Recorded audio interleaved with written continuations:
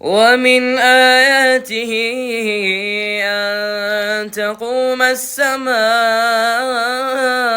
والأرض بأمره ثم إذا دعاكم دعوة من الأرض إذا أنتم تخرجون وله من في السماوات والأرض كل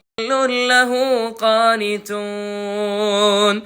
وهو الذي يبدأ الخلق ثم يعيده وهو أهون عليه وله المثل الأعلى في السماوات والأرض وهو العزيز الحكيم.